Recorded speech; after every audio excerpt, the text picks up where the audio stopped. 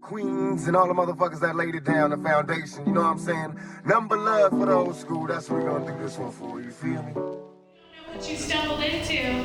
This is Talk Yo Shit Comedy. I remember Mr. Magic Flash, Grandmaster Cass, LL, raising hell, but I didn't last every year. Rock Kim was the shit to me. I flipped to see a Ducky Fresh show with Ricky D and Red Alert was putting in work.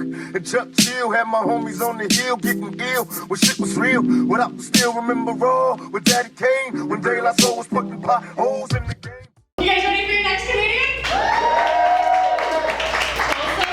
I don't know a lot about this guy. I don't know if he's from here or not, but I know he lives in Tulsa now, so give it up for Garrett Barbee.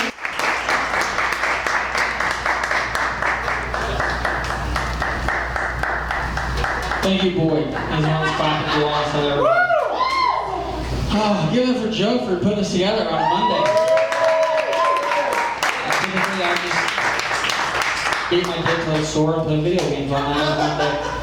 I know what you're thinking. Like, that's probably the most chiseled guy I've ever seen in my life. And I started working out about 2 weeks ago, so I've been feeling pretty froggy. No, I did start working out, I don't know, a few months ago. Me and my brother both. My brother was like 385 pounds, and I was like 205. I was like, I gotta get it together. And I needed a good kick in the ass. Jordan did it, my brother, just to be healthy and get better and, you know, tie his shoes and shit. And I did it. I did it just to support him, really. I wasn't unhappy. I like Taco Bueno, you know. I didn't want to cut that out.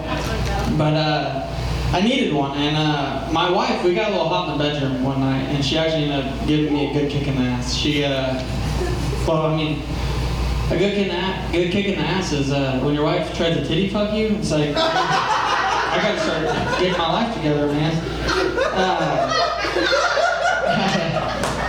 I didn't go to a doctor or nothing. He's like, you're fat, you know, nothing like that.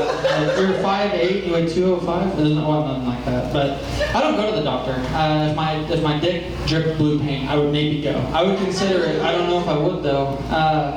I don't go, but I didn't know through COVID, doctor visits became like non-existent, you know? But I was feeling like shit, so my wife finally talked to me and she's like, you need to get a hold of the doctor, you gotta go. So I called the doctor, I'm like, I need to make an appointment, here's what's going on. They go, you can't come in, you have symptoms of COVID. So what the fuck's symptoms of COVID? And they said, are you alive? I was like, yeah. And you can't come in here. I was like, oh shit, okay. So what do I need to do? I go pretty much FaceTime the doctor. I was like, okay, I'll FaceTime the doctor. I've never done this before, so FaceTime the doctor. I can't see him very well. And I give him the whole rundown, and I feel like shit, blah, blah, blah. And he goes, I think you need a prostate exam. I'm like, oh shit.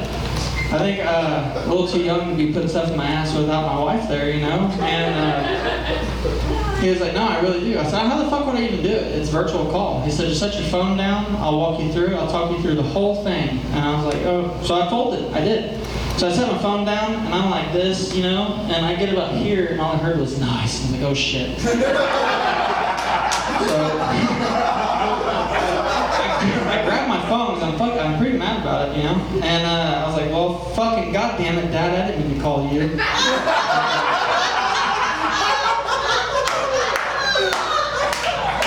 My dad and mine's relationship is very strange. He actually should have died from COVID, but that was just my opinion. He's liking the meth. So my daughter started school a few weeks back, and it's just, which was a good segue, I know. From my fingers in my ass to my daughter, it's beautiful.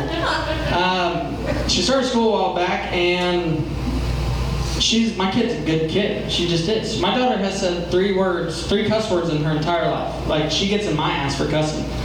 And I pick her up the other day from school, and she's busting at the seams. She's fucking excited to get in the truck. And I already know what's coming.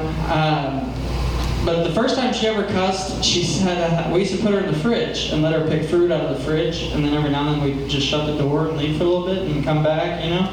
But my little 2-year-old, we put her up in the fridge, and she, you know, she's cute as shit. She's like, I want raspberries. You want raspberries? And she got super stern and went, fuck yes. I was like, oh shit. I don't even know how to parent this, you know? My dad would knock the fuck out of you for cussing. And then I thought maybe it's my timing. Maybe I'm using the wrong word in the wrong spot, and it was just because I existed.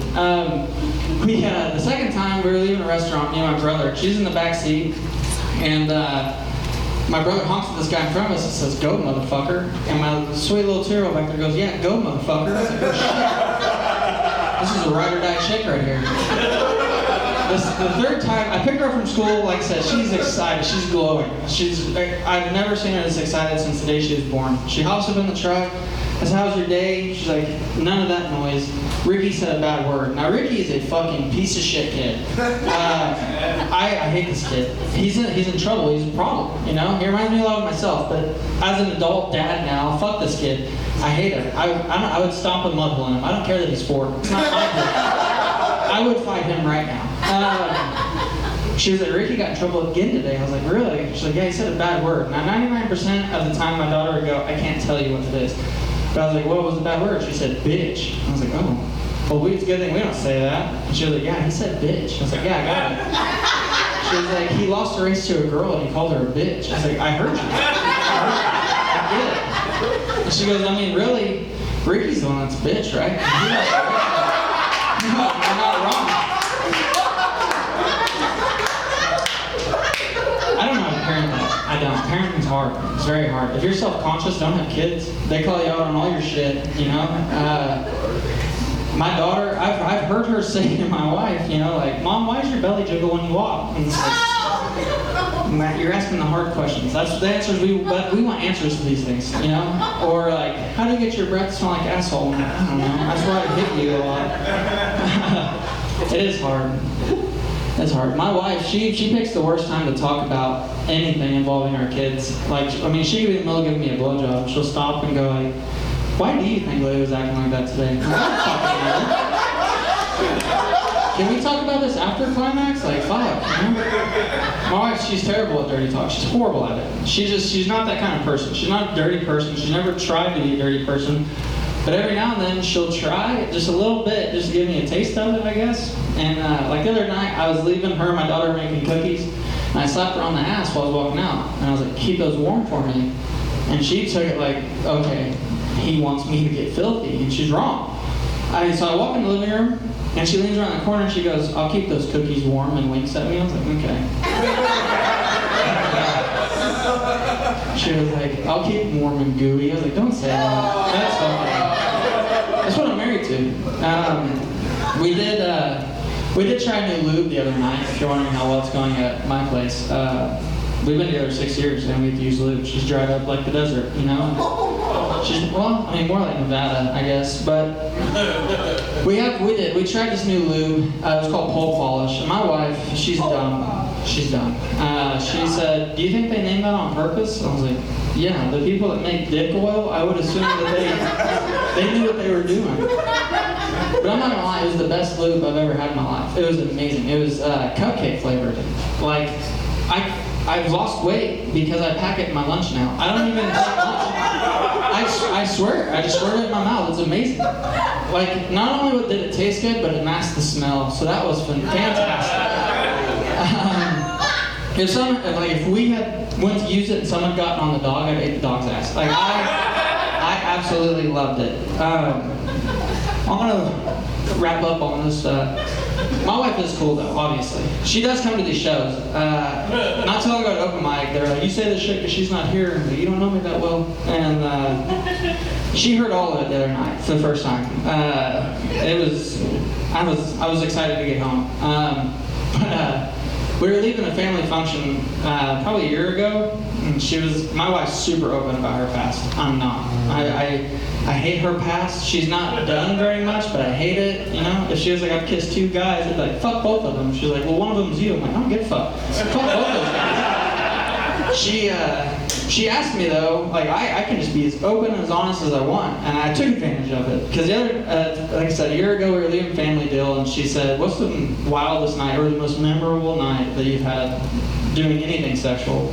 I was like, "Well, when I was 13, I had my first threesome," which is a killer opening line with your wife, if you ever want to try it. And I said, "When I was 13, I had my first threesome. It was Christmas break. I was hanging out with seniors in high school, and I was at home.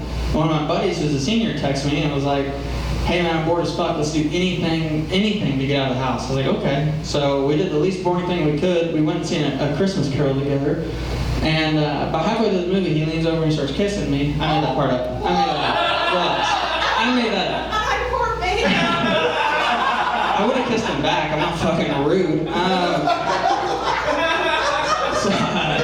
He leans over and he says, man, I got this chick who's down for a threesome. Are you down? I was like, fuck. I lost my virginity 2 weeks before this. So I was like, fuck yeah, I'm down. Like, I was in my head like, this is happening way too fast. But outside I was like, that's my fetish, man. Threesomes, that's my thing. So we go pick this girl up. I hop in the backseat of his Mustang. We leave to go get her. We pick her up. We drive to this industrial park, which is a beautiful setup for a rape. But it's like foreplay. She's into it. Don't you start with me again. And, she says, why don't you hop up in the front seat? She gets out and he gets out and she comes back in. He does not. And she's like, hop up here. And I said, no, I'm okay. She was like, no, come on. I've been playing with my dick since movie theater, by the way. I've been trying to get this thing half-ass showable to another human. I'm 13, I'm scared. And so finally I do. I hop up there, my hand's still in my pants like a fucking weirdo. And she goes, pull your dick out. And I said, you don't want none of this. And she took it as, like I said, like, you don't want none of this. But what I meant was, you don't want none of this. And I did. I took life by the horns that night. And I pulled my dick out for this girl. And it looked like a peanut M&M on a hacky sack. It was terrible. She was like, well, maybe if you put it in my mouth, it'll make it get better. And God bless her, she tried. She did, she tried. But the tip didn't go past her teeth. If she had stuck her tongue out, she'd lick my asshole. So that's all the time I got, guys. Thank you.